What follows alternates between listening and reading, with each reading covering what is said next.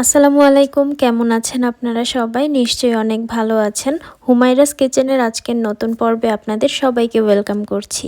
আজকে আমি আপনাদের সাথে খুবই মুখরোচক একটা ভর্তার রেসিপি শেয়ার করব, আর সেটা হচ্ছে বেগুন দিয়ে কাচকি শুটকির ভর্তা। একটু অন্যরকম এই ভর্তাটা কিন্তু খেতে দারুণ লাগে। আপনারা এটা গরম ভাত, খিচুড়ি সাথে পরিবেশন করতে পারেন, সবাই অনেক পছন্দ করবে।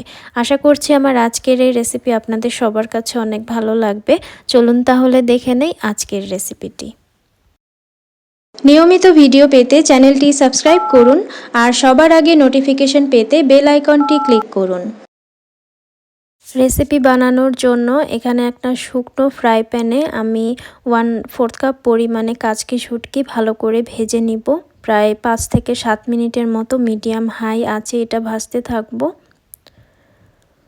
তো ভাজা হয়ে গেছে, হালকা একটু লাল লাল কালার যখন চলে আসবে তখন এখানে আমি একটু পানি দিয়ে দিব। পানি দিয়ে চুলার আঁচটা বন্ধ করে এটা কিছুক্ষণ ভিজিয়ে রেখে তারপরে আবারও খুব ভালো করে ঠান্ডা পানি দিয়ে 4 থেকে 5 বারের মতো পানি চেঞ্জ করে করে ধুয়ে নিব। তো দেখেন আমি কিন্তু চুলা বন্ধ করে দিয়েছি।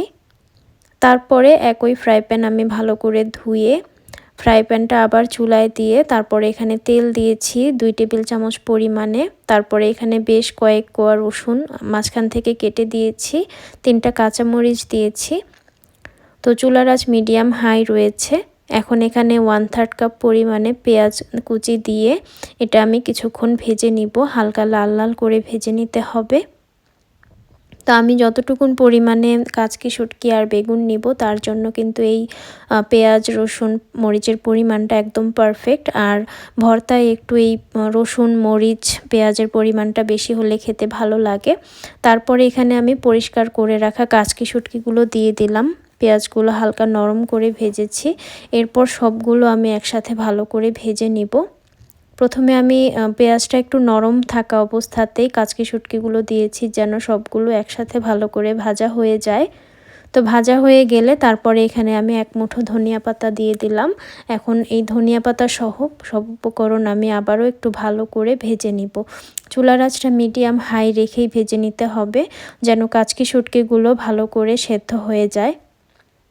তো আমার ভাজা অলরেডি হয়ে গেছে, এখন আমি এটা একটু ঠান্ডা করে নিব। তারপরে একটা ব্লেন্ডার জারে নিয়ে ভালো করে এটা ব্লেন্ড করে নিব। আপনারা এটা শিলপাটায় বেটে নেবেন যদি থাকে।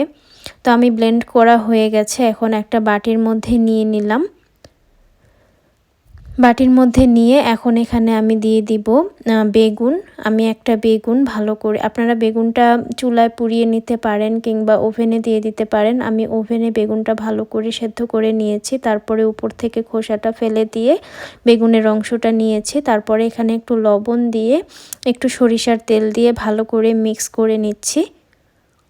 তো ভর্তাটা এখানেও আপনারা এভাবেও পরিবেশন করতে পারেন, তবে আমি একটু অন্যরকমভাবে বানাবো, মানে এরপরে আবারও আমি একটু পেঁয়াজ মরিচ ভেজে তারপরে ভর্তাটা বানিয়ে নিব।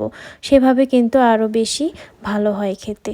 তো আমি সবগুলো ভালো করে মিক্স করার পরে আবারও ফ্রাই প্যানে একটু তেল দিয়ে 2 চামচ পরিমাণে পেঁয়াজ আর একটু শুকনো মরিচ দিয়ে ভালো করে এটা ভেজে নিব। একটু লাল লাল করে ভাজতে হবে।